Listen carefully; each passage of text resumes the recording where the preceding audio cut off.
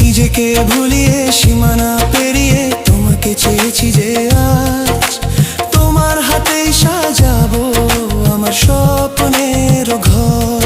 আমি তোমার প্রেমে পড়ে দুনিয়া ভুলে গেছি।